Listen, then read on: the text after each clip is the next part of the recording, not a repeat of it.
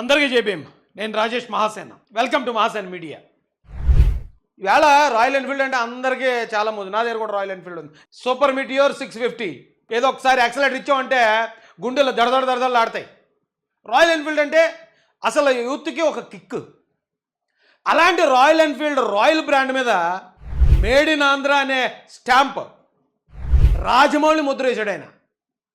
లోకేష్ గారి ముద్ర, రాజమౌళి ముద్ర టైప్లో ఈ రాయల్ ఎన్ఫీల్డ్ మీద నారా లోకేష్ మేడ్ ఇన్ ఆంధ్ర అని వేసాడు. దాని మీద మామూలు విషయం, అది గర్వపడాల్సిన విషయం కదా. మనం ఇదొకటే కాదు లోకేష్ గారు చేసింది, ఇంకోటి చూపిస్తాను రండి.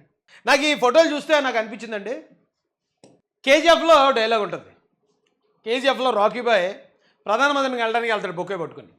వెళ్తే అక్కడ ఎవరో అతను, నేను CEO of sons of company, నువ్వెవరో అని అడుగుతాడు రాకీ బాయ్ని.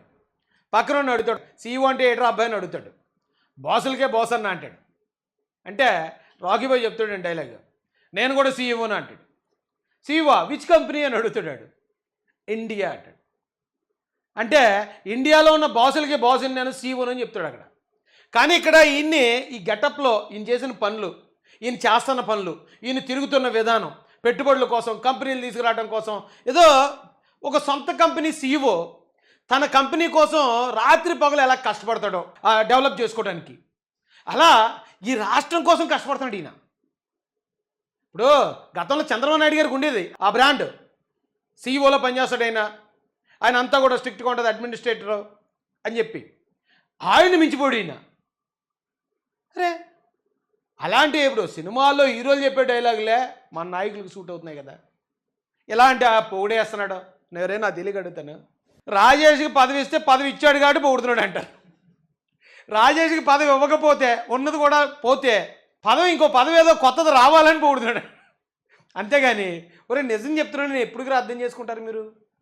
నేను జగన్ గారి కోసం కూడా ఇలాగే చెప్పేవాడు, బాబు మునిగిపోతున్నావు, నాశనం అయిపోతున్నావు, ఆ బుద్ధి ఆ నిర్ణయాలు మార్చుకో అని చెప్తూ ఉంటే విన్నారా?